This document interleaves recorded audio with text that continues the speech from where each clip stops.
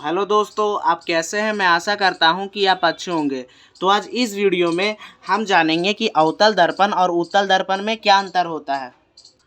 तो चलिए दोस्तों, मैं वीडियो को शुरू करता हूं और आपको समझाता हूं कि अवतल दर्पण और उत्तल दर्पण में क्या अंतर होता है। ठीक है फ्रेंड्स, तो चलिए मैं आपको बता देता हूं कि एग्ज़ाम में प्रश्न कैसे आएगा। एग्ज़ाम में प्रश्न ऐसे लिखा रहेगा कि अवतल दर्पण और उत्तल दर्पण में अंतर लिखिए। ठीक है, तो आपको क्या करना है कि उत्तर लिख के अवतल दर्पण लिखेंगे और एक बड़ा सा क्या करेंगे कि हम लकीर खींचेंगे और एक तरफ उत्तल दर्पण लिखेंगे। अब हम लोग क्या करेंगे कि अंतर को लिखना प्रारंभ करेंगे। तो चलिए आइए मैं अब अंतर बताना शुरू करता हूँ। देखिए, जो पहला अंतर है वह हमारा क्या है। अवतल दर्पण का परावर्तक सतह अंदर धंसी होती है। ठीक है, अवतल दर्पण का परावर्तक सतह अंदर धंसी होती है। और देखिए उत्तल दर्पण में क्या होता है अंतर। उत्तल दर्पण का परावर्तक सतह बाहर उभरी होती है। ठीक है, यहाँ पे उत्तल दर्पण का जो परावर्तक सतह है वह बाहर क्या है, उभरी होती है। यानी अवतल दर्पण का जो परावर्तक सतह है वह अंदर की ओर धंसा होता है, जबकि क्या होता है कि उत्तल दर्पण का परावर्तक सतह बाहर न उभरी होती है। चलिए आइए मैं आपको प्रैक्टिकल से समझा देता हूँ दर्पण में ही।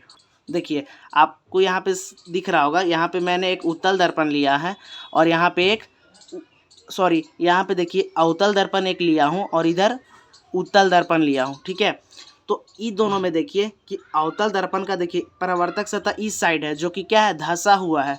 ठीक है, और यहाँ पे देखिए उत्तल दर्पण में परावर्तक सतह देखिए इस साइड है बाहर की ओर, जो कि देखिए ये उभरा हुआ है, यानी बाहर क्या है, उभरी हुई है। तो इसलिए यहाँ पे क्या हुआ कि अवतल दर्पण का परावर्तक सतह अंदर धंसा हुआ होता है और उत्तल दर्पण का परावर्तक सतह बाहर उभरा होता है। ठीक है, अब आप इस अंतर को समझ गए होंगे। चलिए हम लोग सेकेंड नंबर अंतर को समझते हैं। देखिए अब जो दूसरा अंतर है ना, अब हम उसे समझते हैं। तो देखिए दूसरा अंतर क्या है, अवतल दर्पण का फोकस वास्तविक होता है। ठीक है, यह बात आपको याद रखना पड़ेगा कि अवतल दर्पण का फोकस वास्तविक होता है। ठीक है, उत्तल दर्पण का फोकस आभासी होता है। ठीक है, यहाँ पे क्या होता है, उत्तल दर्पण का जो फोकस होता है वह आभासी होता है, जबकि जो एक अंतर होता है कि अवतल दर्पण का फोकस वास्तविक हो रहा है और यहाँ पे उत्तल दर्पण का फोकस आभासी होता है। यह बात आपको ध्यान में रखना होगा। अब हम लोग थर्ड नंबर अंतर को देखते हैं। यहाँ पे देखिए थर्ड नंबर जो हमारा अंतर है, अवतल दर्पण में बना प्रतिबिंब वस्तु के आकार से बड़ा या छोटा या बराबर होता है। ठीक है, फिर से मैं इसको समझाता हूँ। अवतल दर्पण में बना प्रतिबिंब वस्तु के आकार से बड़ा या छोटा या बराबर होता है। ठीक है, जो अवतल दर्पण में प्रतिबिंब बनेगा या तो वो वस्तु के आकार से बड़ा होगा या छोटा होगा या फिर बराबर साइज का होगा। ठीक है, अब उत्तल दर्पण में देखिए, उत्तल दर्पण में बना प्रतिबिंब वस्तु के आकार से छोटा बनता है। ठीक है, उत्तल दर्पण में जब भी प्रतिबिंब बनता है तो क्या होता है, वस्तु के आकार से छोटा प्रतिबिंब बनता है। ठीक है फ्रेंड्स, अब हम लोग चौथे नंबर अंतर को समझते हैं। देखिए चौथा नंबर अंतर क्या है, अवतल दर्पण को अभिसारी दर्पण भी कहते हैं। ठीक है, फिर से समझिए, अवतल दर्पण को अभिसारी दर्पण भी कहते हैं। अब मैं समझाता हूँ कि अवतल दर्पण को अभिसारी दर्पण क्यों कहते हैं। क्योंकि यह प्रकाश की किरणें को, जो अवतल दर्पण होता है, यह प्रकाश की किरणों को एक जगह क्या करती है, एकत्रित करती है। ठीक है, जब हम लोग इस पर देखिए, यहाँ अवतल दर्पण में बना लेता हूँ और इस पर जब प्रकाश डालते हैं हम लोग ऐसे, तो ये क्या करती है कि टकरा के ऐसे एक जगह बिंदु पे एकत्रित करती है। ठीक है, टकरा के क्या करती है कि एक जगह बिंदु पे एकत्रित करती है, यानी एक जगह पे एकत्रित करती है, इसलिए इसको अभिसारी दर्पण कहते हैं।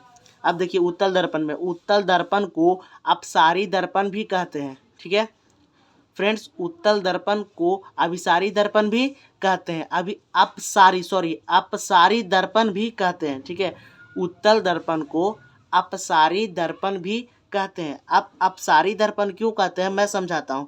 क्योंकि देखिए यहाँ पे मैं एक उत्तल दर्पण बना लेता हूँ, उत्तल दर्पण का परावर्तक सतह इधर होता है, तो जब इसमें हम लोग प्रकाश डालते हैं ना, तो ये क्या करता है कि प्रकाश को फैला देता है। देखिए इधर इधर क्या होगा, प्रकाश जब डालेंगे तो ऐसे फैल जाएगा बाहर की ओर, और इधर से जब डालेंगे तो ऐसे फैल जाएगा बाहर की ओर, यानी यह प्रकाश को छितरा देती है, फैला देती है, इसलिए इसको अपसारी दर्पण भी कहते हैं। अब आप अंतर भी समझ गए होंगे। अब मैं पांचवा अंतर की ओर चलता हूँ। देखिए अब जो पांचवा अंतर है वह क्या है। अवतल दर्पण में फोकस परावर्तक सतह के सामने होता है, ठीक है। जो अवतल दर्पण का फोकस होता है ना, वह परावर्तक सतह के सामने होता है, ठीक है। तो यहाँ पे आप समझ गए होंगे कि अवतल दर्पण का जो फोकस होता है वह परावर्तक सतह के क्या होता है, सामने होता है। अब देखिए उत्तल दर्पण में हम लोग देखते हैं, उत्तल दर्पण में फोकस परावर्तक सतह के पीछे होता है, ठीक है। जो उत्तल दर्पण में फोकस होता है वह परावर्तक सतह के पीछे होता है। देखिए मैं इसको ना आपको दिखा देता हूँ, ठीक है, प्रैक्टिकल से। देखिए यहाँ पे मैंने क्या किया हूँ कि एक अवतल दर्पण और उत्तल दर्पण लिया हूँ। यहाँ पे देखिए कि अवतल दर्पण में ना जो फोकस देखिए यहाँ पे है, और देखिए फोकस जो है ना, देखिए इसका परावर्तक सतह किधर है, इधर की ओर है, ठीक है। देखिए परावर्तक सतह यह सामने की ओर है और इसी के सामने यह एफ फोकस है। फोकस को एफ से हम लोग क्या करते हैं, दर्शाते हैं, यानी सूचित करते हैं। तो देखिए यहाँ पे क्या है, एफ परावर्तक सतह के सामने होता है अवतल दर्पण में। अब उत्तल दर्पण में देखिए, उत्तल दर्पण में परावर्तक सतह देखिए इस साइड है, परावर्तक सतह देखिए इस साइड है। अब इस साइड के क्या होता है कि पीछे होता है। देखिए फोकस कहाँ पे है, पीछे में। तो यही मैं यहाँ लिखा हूँ कि अवतल दर्पण में फोकस परावर्तक सतह के सामने होता है और उत्तल दर्पण में फोकस परावर्तक सतह के पीछे होता है। तो आई होप दोस्तों कि आपको यह क्वेश्चन समझ में आ गया होगा। ठीक है दोस्तों, फिर मिलते हैं एक नए वीडियो के साथ। तब तक के लिए जय हिंद। एक सब्सक्राइब तो बनता है दोस्तों, क्योंकि एक वीडियो बनाने में हमारी बहुत ही ज़्यादा मेहनत लगती है।